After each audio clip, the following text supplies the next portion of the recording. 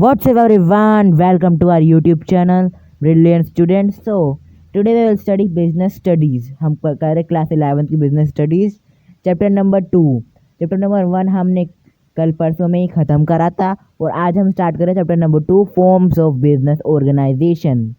सो अगर आपने first chapter नहीं देखा तो प्लीज़ आप प्लेलिस्ट में जाके देख सकते हैं. आपको डिस्क्रिप्शन पे लिंक मिल जाएगा और आप हमारे चैनल पर भी जाके विजिट करके चैप्टर नंबर 1 देख सकते हैं बिजनेस स्टडीज़ का. ठीक है, तो हम आज का टॉपिक स्टार्ट करते हैं, different form of business organization. So हमने पिछले चैप्टर में पढ़ा था कि नेचर क्या होता है और पर्पस क्या होते हैं बिजनेस के. अब इसमें हम देखेंगे कि कितनी डिफरेंट फॉर्म्स होती है बिजनेस ऑर्गेनाइजेशन की. तो हम स्टार्ट करते हैं आज का chapter. Welcome to our video. So अगर आप पहली बार हमारे चैनल पर विजिट करें तो please subscribe to our channel, like to this video. तो हम स्टार्ट करते हैं आज का topic, different forms of business organization. तो different form of business organization generally कितनी फॉर्म्स होती है? 3 फॉर्म्स होती है.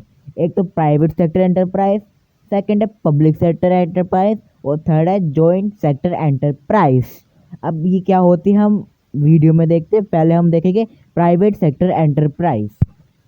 The private sector enterprise, the enterprise which are owned, controlled and managed by the private individual. अब इसका मतलब क्या है? इसका मतलब है जो एंटरप्राइज, जो business organisation which are owned and controlled by private individual. मतलब कि कोई, जैसे कि फॉर एग्जांपल अगर आप है, ठीक है, आपकी कोई बिजनेस स्टार्ट करना है तो अगर आप स्टार्ट करते हैं इंडिविजुअली तो वो होता है प्राइवेट सेक्टर एंटरप्राइज. ठीक है, आप स्टार्ट करते हैं मतलब कि आप हो गए एक प्राइवेट कैंडिडेट जो, और इंडिविजुअल कुछ भी बोल सकते हैं, और आप ही उस बिजनेस को स्टार्ट करा है, आप ही कंट्रोल कर रहे हैं और आप ही मैनेज कर रहे हैं. तो वो होता है प्राइवेट सेक्टर एंटरप्राइज, जो कि प्राइवेट इंडिविजुअल से मतलब कि ओन करते हैं, कंट्रोल करते हैं. उसके सिवा कोई नहीं, बाहर का कोई आदमी भी नहीं कंट्रोल कर सकता, कोई पर्सन बाहर का कंट्रोल नहीं कर सकता.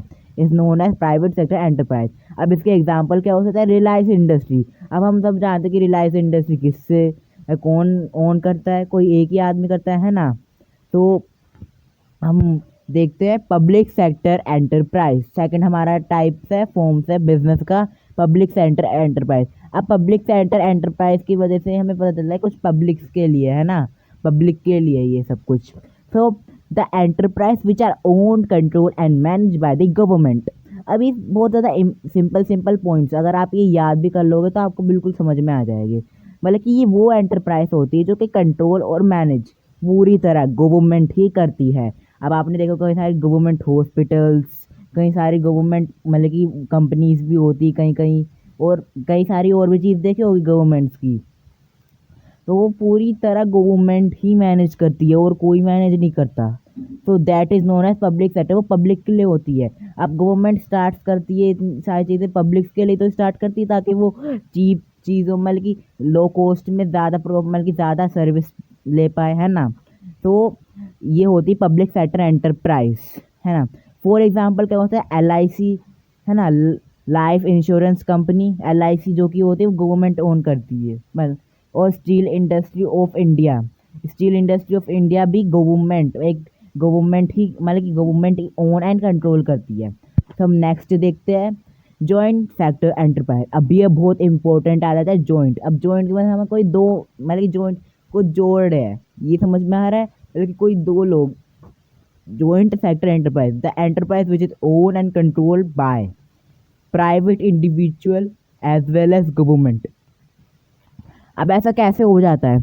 देखो, कई बार कोई कंपनी अपने शेयर्स, अब शेयर्स का होता है ये आपको मैं आने वाली वीडियो में बताऊंगा. अब मैं बताता हूँ मतलब कि एक जनरल फॉर्म देता हूँ शेयर्स होते क्या है. शेयर्स जैसे कि एक कंपनी के शेयर्स होते हैं जो कि कंपनी अगर किसी को बेच देती है शेयर्स, तो जैसे कि 5% शेयर्स बेच दी किसी कंपनी ने, तो और वो किसी एक इंसान ने खरीदे, तो वो उस 5% कंपनी का मालिक हो और 5% प्रॉफिट उस इंसान को भी मिलेगा जिसने वो शेयर्स खरीदे हैं. तो ये होते हैं जनरली शेयर्स, है ना. तो अब किसी ने 50% शेयर्स अपने बेचने के लिए रखे और वो पूरे के पूरे गवर्नमेंट ने खरीद लिए, तो वो हो जाता है जॉइंट सेक्टर एंटरप्राइज. मतलब कि वो जो है आधा तो इंडिविजुअल, एक प्राइवेट इंडिविजुअल कंट्रोल करता है और आधा एक गवर्नमेंट कंट्रोल करती है। अब इसमें क्या क्या होता है, अब इसमें जो रूल्स होते हैं, रेगुलेशन होते हैं जो कि कंपनी को फॉलो करने पड़ते हैं, वो गवर्नमेंट बनाती है और बाकी मैनेज सब कुछ प्राइवेट इंडिविजुअल। तो both is known as joint sector enterprise, और ये होती है हमारी जॉइंट सेक्टर एंटरप्राइज। अब एग्जाम्पल क्या होता है, मारुति। अब मारुति कंपनी आपने सुनी होगी, तो वो एक जॉइंट सेक्टर एंटरप्राइज है जो कि owned by government and private individual both. तो it is known as private sector joint sector enterprise. So आज का टॉपिक हमारा यहीं पे खत्म हुआ। अगर आपको वीडियो पसंद आई हो तो please subscribe to our channel, like to this video. आगे और भी इंपॉर्टेंट टॉपिक्स आने वाले, तो please subscribe and bell icon दबाना मत भूलिएगा। Thank you.